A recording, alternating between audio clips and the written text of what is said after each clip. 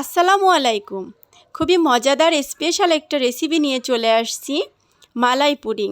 দেখলে মনে হয় এক টুকরা মালাই। এই গরমে কিন্তু এটা অবশ্যই আপনারা বাসায় একবার হলেও ট্রাই করবেন। তো আমি এখানে একটা প্যান নিয়েছি, তার ভিতরে দিয়েছি চিনি। এটা দিয়ে ক্যারামেল করব। এটার ভিতরে কোনো ধরনের পানি দেওয়া যাবে না। চিনিটা একা একাই গলে ক্যারামেল হয়ে যাবে। এই পর্যায়ে দুধ দিয়ে দিতে হবে, বেশি পুড়তে যাবেন না, তাহলে পুডিংটা তিতা লাগবে। হাফ লিটার দুধ দিয়ে দিলাম। ঠান্ডা পেয়ে ক্যারামেলটা জমে গেছে, ভয় পাওয়ার কোনো কারণ নেই, এটা গলে যাবে। এখানে দিয়েছি 1 কাপ গুঁড়া দুধ। এটা দিয়ে ভালোভাবে মিশিয়ে নেব আর দিব 3 থেকে 4 টেবিল চামচ কনডেন্স মিল্ক। এটাতে এটার স্বাদ আরও দ্বিগুণ বেড়ে যাবে।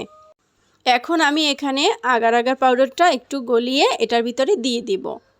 তারপরে এটা ভালোভাবে কিছুক্ষণ জাল দেওয়ার পরে তুলে নিব। একটা ছাঁকনির সাহায্যে এটা আমি ছেঁকে নিব। আমি যে মোল্ডে পুডিংটা সেট করব, এটার ভিতরেই ছাঁকনিটা দিয়ে আমি ছেঁকে নিচ্ছি। এভাবেই তো হয়ে গেছে। আমি কিন্তু এটা মাত্র আধা ঘন্টার জন্য রেখে দিব। আধা ঘন্টা পরেই দেখুন আমার পুডিংটা কিন্তু সেট হয়ে গেছে। আমি ঢেলে দেখাচ্ছি কতটা সুন্দর হয়েছে দেখতে।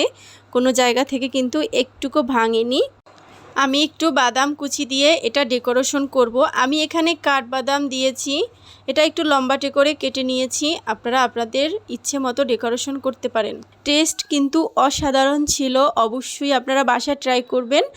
এই গরমে কিন্তু এই পুডিংটা অসাধারণ লাগবে। যদি ঠান্ডা ঠান্ডা এই পুডিংটা খাওয়া যায়, তাহলে কিন্তু মন প্রাণ একেবারেই ঠান্ডা হয়ে যাবে। আমার রেসিপি যদি আপনাদের কাছে ভালো লেগে থাকে, অবশ্যই আমাকে সাবস্ক্রাইব করে আমার পাশে থাকবেন। আল্লাহ হাফেজ।